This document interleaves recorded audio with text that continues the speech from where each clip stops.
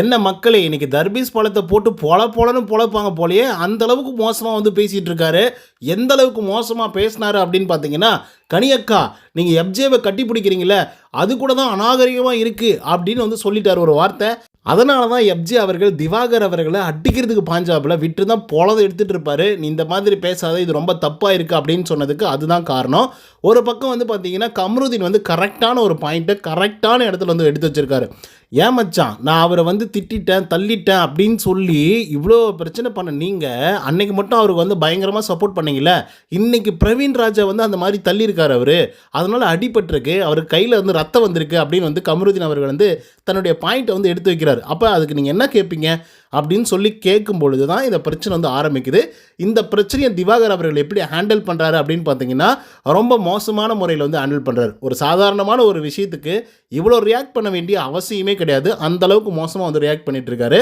சொல்லப்போனால் ஏங்க நீங்கள் சட்டை போடாமல் வந்து நடிச்சிட்ருக்கீங்க அப்படின்னு சொல்லி கனியக்கா கேட்டதுக்கு, ஏங்க அது ரொம்ப அநாகரிகமாக இருக்குது அப்படின்னு சொன்ன கனியக்காவுக்கு இவங்க என்ன சொல்கிறாங்க அப்படின்னா, எஃப்ஜேவை நீங்கள் கட்டி பிடிக்கிறீங்க இல்லையா, அது கூட தான் எனக்கு அநாகரிகமாக தெரியுது அப்படின்னு சொல்லி திவாகர் அவர்கள் வந்து சொல்லியிருக்காங்க.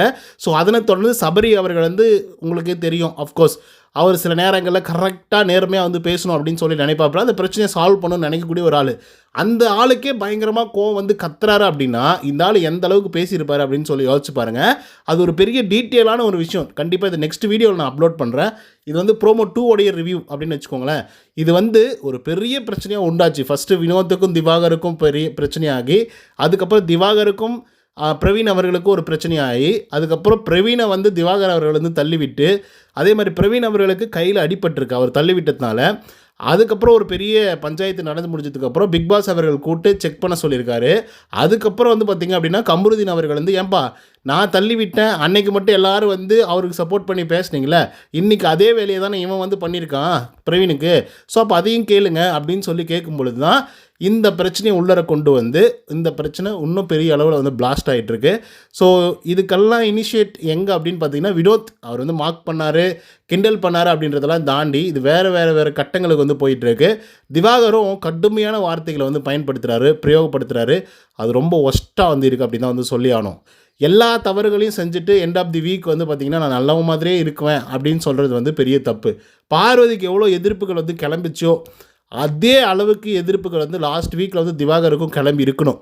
ஏன்னா திவாகரும் அந்தளவுக்கு கேவலமாக நடந்துக்கிட்டான், அதுதான் உண்மை. ஓகேங்களா, பெண்களை வந்து கை கால் அழுத்து சொல்கிறது, ஏய் செல்ல வாடி அம்முன்றது, ஸோ இந்த மாதிரி நிறைய கேவலமான விஷயங்களை வந்து செஞ்சாப்புல.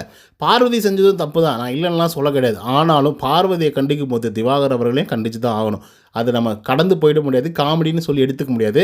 ஸோ இதை பற்றின உங்களோட கருத்துக்கள் என்ன அப்படிங்கிறத கமெண்ட்ஸில் சொல்லுங்கள். அண்ட் இன்னொரு முக்கியமான விஷயம், லாஸ்ட் வீக்கில் இந்த பெண்கள்லாம் நான் சேஃப்டியாக தான் இருக்கேன் திவாகர் கிட்ட அப்படின்னு சொன்னாங்கல்ல, அதுக்கு செருப்படி தான் இப்போ அவர் கொடுத்துட்ருக்கிறது. ஓகே மக்களே, இன்னொரு பெரிய வீடியோவாக அதை கண்டிப்பாக பதிவு பண்ணுறேன், என்ன நடந்துச்சு அப்படிங்கிறத டீட்டெயிலாக. அந்த வீடியோக்காக வெயிட் பண்ணுங்கள். இந்த வீடியோ உங்களுக்கு வந்து பிடிச்சிருந்தா லைக் அண்ட் சப்ஸ்கிரைப் பண்ண மறந்துடாதீங்க. இன்னொரு தகவலோட சந்திக்கிறேன். Until then bye from Uday. நன்றி, வணக்கம்.